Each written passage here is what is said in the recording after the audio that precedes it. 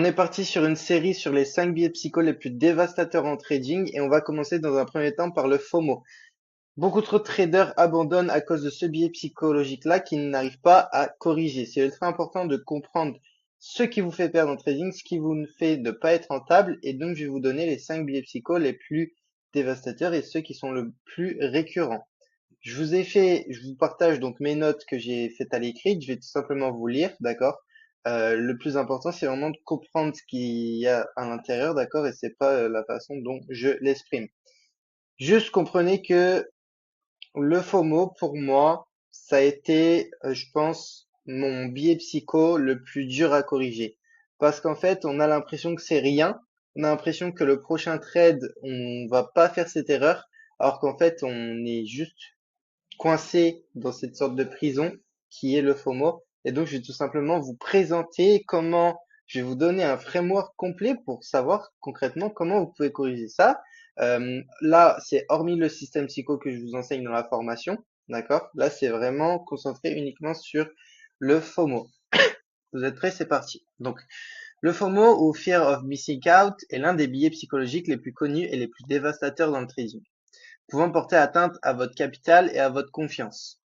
J'insiste sur votre confiance parce que vous devez comprendre que la confiance, c'est l'une des choses les plus importantes dans votre trading. Parce que le trading, c'est probabiliste. On n'est jamais sûr de rien. D'accord? Donc, si vous partez déjà dans l'optique que vous allez pouvoir perdre et qu'en plus de ça, vous n'êtes pas en confiance sur votre edge, sur votre stratégie, sur votre modèle d'exécution, ça va vous euh, brûler les ailes et ça va tout simplement diminuer vos chances d'être rentable beaucoup plus rapidement. Alors, ça coûte rien d'être confiant de son modèle. Faut le backtester, faut le tester, il faut le mettre en pratique, d'accord? Mais la confiance, c'est ultra important. Vous devez être confiant avec votre edge. Si ce phénomène est souvent compris de manière superficielle, son impact profond nécessite une compréhension plus nuancée. Ce biais ne provient pas seulement d'une peur amplifiée par notre désir d'être en contrôle dans un domaine où l'incertitude règne. Dans le monde du trading, où chaque action est basée sur des probabilités plutôt que des certitudes, le FOMO peut s'avérer particulièrement paralysant. Donc, le FOMO, Fear of Missing Out, qui en français se traduit par la peur de louper une opportunité, vient, comme son nom l'indique, d'une peur ou d'une crainte. De nombreuses études en psychologie ont exploré le lien entre la peur de l'inconnu et l'anxiété. Par exemple, une étude intitulée Fear of the Unknown, One Fear to Rule Them All, bref, par Gordon J.J. Edmondson et Steve Taylor, publié dans le Journal of Anxiety Disorders, explore ce lien en détail. Excusez-moi pour mon accent anglais catastrophique. Bref, reprenons. Les auteurs examinent comment la peur de l'inconnu peut être un facteur fondamental dans divers troubles anxieux. Ça, c'est assez connu. Pourquoi l'un des facteurs qui fait que beaucoup de personnes sont en comment je pourrais dire ça en ouais anxieux, clairement anxieux, c'est la peur de plein de choses. Moi, je connais pour mon expérience pardon perso hors trading, par exemple, vous allez avoir des gens qui ont peur de la mort. Pourquoi ils ont peur de la mort? C'est simple, parce qu'ils ne savent pas ce qu'il y a après. Ils ont peur de l'inconnu, c'est ce qu'on dit. L'être humain a besoin de se sentir en contrôle. Et s'il ne contrôle pas, par conséquent, ça l'amène dans la peur, dans l'inconnu et donc dans l'anxiété totale. Donc c'est un peu pareil avec le FOMO. L'inconnu nous fait donc peur.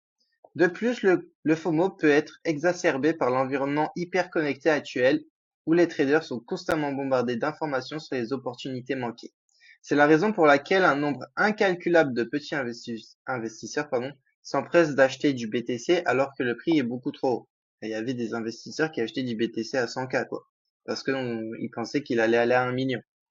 Ça, c'était du pur FOMO. Il n'y avait aucune analyse derrière concrète, c'était du pur FOMO. Ce qui rend le FOMO ce qui rend le FOMO particulier est la nature du trading, qui a comme règle immuable que jamais vous ne connaîtrez l'avenir Nous agissons sur des probabilités. Il est donc impossible de savoir avec certitude si le prix montera ou chutera pour activer votre ordre avant de toucher votre TP ou votre SL.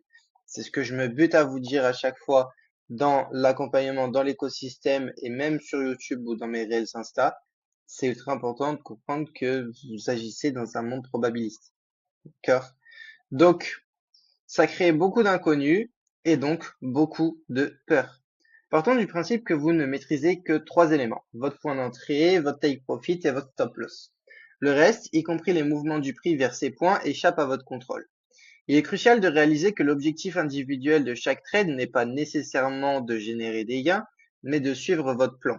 Il est essentiel de souligner que le trading n'est pas une question de certitude, mais de gestion de risque et de probabilité.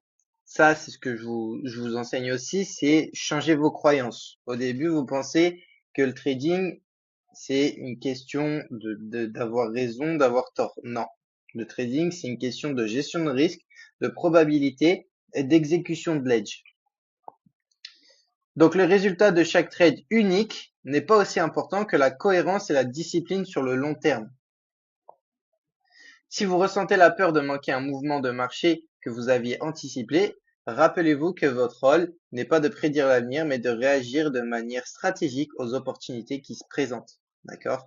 Tous les jours, il y aura des opportunités. D'accord? Ceux qui ont peur de FOMO, c'est parce qu'ils se disent dans leur tête que ils n'auront pas d'opportunité demain, après-demain. Ça peut arriver notamment sur les swing traders où ben ok, là, si tu loupes une opportunité, ça va te faire chier parce que tu dois devoir attendre une semaine ou deux pour exécuter. Mais nous, un trade scalp, on aura des opportunités tous les jours, d'accord? Donc, FOMO, c'est un peu ridicule parce que en fait, vous pensez qu'il va plus avoir d'opportunités, alors qu'en fait, vous allez tout simplement pouvoir réexécuter, d'accord? Donc, donc voilà. Donc, rappelez-vous que votre rôle n'est pas de prédire l'avenir, mais de réagir de manière stratégique aux opportunités qui se présentent. Comme pour un train raté malgré votre ponctualité, l'important est d'être prêt pour le prochain, car le marché ne manquera pas de vous offrir d'autres setups. En l'occurrence, là, si je pousse un peu plus loin la comparaison au train, vous aurez toujours des trains là 30 minutes après, une heure après. Donc si vous abandonnez entre guillemets, vous n'allez pas prendre le prochain train, alors que en fait, il y en a juste qui vont arriver après, quoi. Il suffit juste d'être patient. Je suis pas dans le cadre, ça m'énerve. Ok. Donc, voici une méthode pour combattre votre FOMO. Donc ça, c'est le framework que je vous ai dit qui va vous permettre de corriger votre FOMO. Répertoriez plusieurs centaines de positions à exécution parfaite selon votre plan, pour accumuler les preuves que dans la majorité des cas, le prix ne vous laissera pas sans participer. Vous n'aurez pas plus de contrôle sur le marché, mais vous aurez le contrôle sur vous-même. En fin de compte, si le FOMO est une réaction à un sentiment de manque de contrôle, alors la solution réside dans l'ajustement de votre perspective. Reconnaissez que vous ne pouvez pas influencer les marchés, mais vous pouvez contrôler vos réactions et vos décisions. D'accord? On se rappelle qu'est-ce qu'on contrôle, qu'est-ce qu'on ne contrôle pas. On met du focus sur ce qu'on contrôle parce que tout ce qui se contrôle pas, eh ben, si on met de l'énergie dessus et qu'on n'aura pas ce que nous attendons, ça va nous créer de la frustration, de l'énervement et de la tristesse. C'est le principe du stoïcisme d'ailleurs, pour ceux qui connaissent. C'est la même chose. Donc, en accumulant un nombre énorme de preuves que vous participez dans la majorité des cas sans dévier de votre stratégie, vous pouvez minimiser l'impact du FOMO et renforcer votre confiance en tant que trader. Donc, c'est une vidéo assez courte, mais je trouvais ultra important de la faire sur le FOMO. Donc, mettez ça en place pour les traders de FOMO.